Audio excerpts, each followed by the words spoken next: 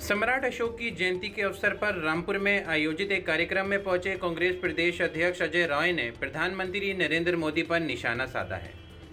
उन्होंने कहा कि प्रधानमंत्री देश की जनता को गुमराह कर रहे हैं। कुछ दिन पहले ही उनके मंत्री हरदीप पुरी कहते हैं कि देश के पास गैस और ईंधन का पर्याप्त स्टॉक है और 2 दिन बाद ही प्रधानमंत्री कोरोना जैसी आपदा के लिए तैयार रहने की बात कहते हैं। रामपुर पहुंचे अजय रॉय ने मीडिया से बात करते हुए क्या कुछ कहा, आपको सुनाते हैं। आज रामपुर की इस धरती पर मैं आया हूं और निश्चित तौर से ये एक बहादुरों की धरती, क्रांतिकारियों की धरती। यहाँ आया हूं, मैं अपने आप को सौभाग्यशाली मानता हूं कि इस जगह पर आया हूं। और निश्चित आज हम पूर्व विधायक अफरोज खान साहब के घर पे आए हैं और आज एक बड़ा कार्यक्रम है। यहाँ पर हमारे पूर्व विधायक संजय कपूर जी ने एक कार्यक्रम रखा है। हमारे सम्राट अशोक जी की आज जयंती है, उनकी जयंती के अवसर पर आज हम लोग वहाँ जा रहे हैं।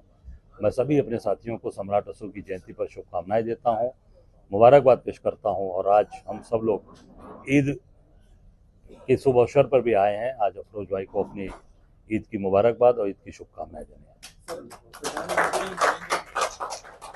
प्रधानमंत्री नरेंद्र मोदी ने कहा कि कोरोना काल की तरह धैर्य बनाए रखें। तो ये प्रधानमंत्री जी लगातार देश को गुमराह कर रहे हैं। आप देख सकते हो, कोरोना काल में भी इन्होंने कहा था कि नहीं सब अच्छा है, सब चंगा सी। और जब राहुल जी ने, हमारे नेता ने कहा कि बहुत ही भयंकर कोरोना की वेव्स आने वाली हैं, तो इन लोगों ने पार्लियामेंट में और बाहर में भाजपा के नेताओं ने उनका मजाक उड़ाया था और कहा था ये तो बाहर से आए, ननिहाल से आए। आपको याद होगा लोगों को। और उसके बाद भयंकर रूप से कोरोना ने पैर पसारा, हजारों लाखों जिंदगियां तबाह हुई, बर्बाद हुए घर। और उस रात को 8 बजे मोदी जी ने अनाउंस किया और फिर वो लॉकडाउन लगाया गया। भागम भाग करते हुए लोग, पूरे देश के अंदर अफरा तफरी मच गई। ठीक उसी प्रकार आज भी वो बोल रहे हैं। अभी कुछ दिन पहले इनके पेट्रोलियम मंत्री हरदीप पुरी ने कहा था कि नहीं, हमारे पास सब कुछ व्यवस्थाएं हैं, हमारे पास कोई दिक्कत नहीं है, ना गैस की प्रॉब्लम है, ना तेल की प्रॉब्लम है, सब कुछ है। और प्रधानमंत्री जी भी आकर 2 दिन बाद ये कह रहे हैं, पार्लियामेंट में बोल रहे हैं कि नहीं, कोरोना की तरह लोग सतर्क हो जाए। इसका मतलब कि चीजें खराब है। अगर आप नहीं संभाल पाए, आपको पहले ही बताना चाहिए था। आपने कोई वैकल्पिक व्यवस्था नहीं की। युद्ध पहले भी हुआ है, पहले भी दुनिया के अंदर युद्ध हुआ, पर हिंदुस्तान की सरकार, हमारी कांग्रेस की सरकार ने उसकी वैकल्पिक व्यवस्था की थी और देश को सच्चाई बताई थी, देश को झूठ नहीं बोला था। ये लगातार लोगों को गुमराह कर रहे हैं, झूठ बोल रहे हैं।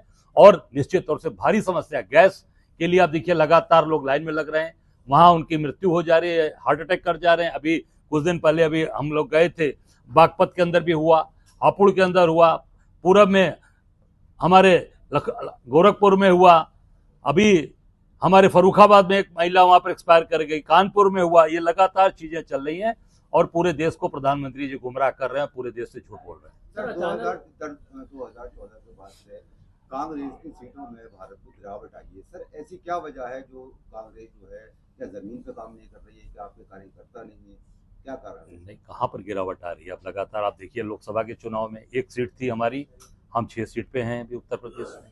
अभी आने वाला 2027 आप देखिएगा, कांग्रेस का डंका बजेगा पूरे उत्तर प्रदेश में, पूरे उत्तर प्रदेश में हर कोने कोने में। अभी कल की बात घटना बता रहा हूँ। अभी एक बच्चे ने, जिसके 13 साल से जिसके परिवार के लोग इलाज करा रहे थे, हरीश राणा, उसका कल परसों देहांत हुआ। इच्छा मृत्यु पर पहला सुप्रीम कोर्ट का प्रकरण था। कोई भी मंत्री, उत्तर प्रदेश सरकार का कोई भी व्यक्ति उसकी दाह संस्कार में शामिल नहीं हुआ। कांग्रेस का प्रदेश अध्यक्ष उनकी दाह संस्कार में ग्रीन पार्क में मैं उपस्थित था, मैंने जाकर श्रद्धांजलि अर्पित की। क्यों? इसलिए कि उस बाप ने अपने उस 13 साल के बच्चे की सेवा की, नहीं बचा पाया, और उस बच्चे के माँ बाप ने 5 अंगदान दिया, हरीश राणा को जिंदा किया। आज भी वो हरीश राणा जिंदा हो गया। अब उनकी आंख भी डोनेट की, 5 अंग दान कर दिए। और उसमें कोई भी भाजपा का नेता और कोई भी लोग, बड़े लोग उसमें नहीं गए, कांग्रेस उपस्थित थी। तो निश्चित तौर से कांग्रेस की तरफ आम जनता देख रही है, आप लोग देख रहे हैं। प्रधानमंत्री ने ऐलान कर रहे हैं कि लॉकडाउन लग सकता है, परेशानी आ सकती है, हमें शांति बनाए रखना है, तो जनता पे इसका क्या असर? बिल्कुल, जनता से पहले आपको बताना चाहिए था। जनता को बताना चाहिए था कि भाई तेल के खर्चे कम करो, आप पेट्रोल कम करो, गाड़ी कम चलाओ, या गाड़ी खड़ी कर दो, आप जो साइकिल से चलो, गैस को कम इस्तेमाल। हमने कहा नहीं, आपके हरदीपुरी ने कहा सब अच्छा, सब चंगा सी, और बाकी सब बेकार सी।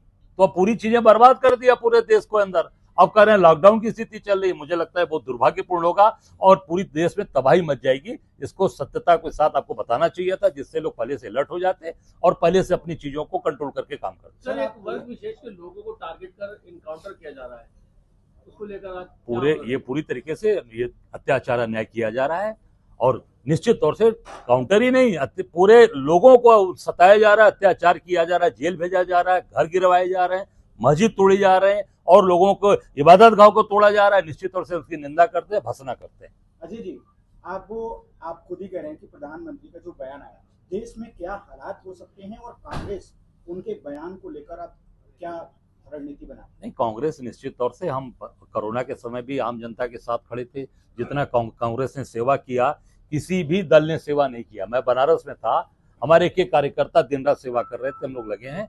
और इसमें भी जहां पर भी हमारी जो जरूरत पड़ेगी, कांग्रेस पार्टी तन मन धन के साथ खड़ी है। पर सरकार ने लोगों को गुमराह किया, जनता से झूठ बोला कर पहले बताए होते तो अब मुझे लगता है कि बहुत सी स्थितियां कंट्रोल में होती। ठीक है, उन्होंने बताया, उससे गड़बड़ हो सकता है। आप सत्ता में नहीं है और आपकी आवाज भी जन जन तक पहुंचती है, तो इसका तो आपको बड़ा फायदा मिलने वाला है। आपके पास क्या जनता को मैसेज है? नहीं, हम आपदा में अवसर नहीं तलाशते। आपदा में अवसर तलाशने का काम भारतीय जनता पार्टी करती है। मेरी बात पूरी हो जाने दीजिए। भाजपा तलाशती है, हम आपदा में अवसर नहीं तलाशते। हम आपदा में उनके साथ खड़े रहते हैं, उनकी मदद करते हैं। और मैंने कहा ना, फिर कह रहा हूं, हम पूरी ताकत के साथ जनता की मदद करते हैं। लोग क्या करें?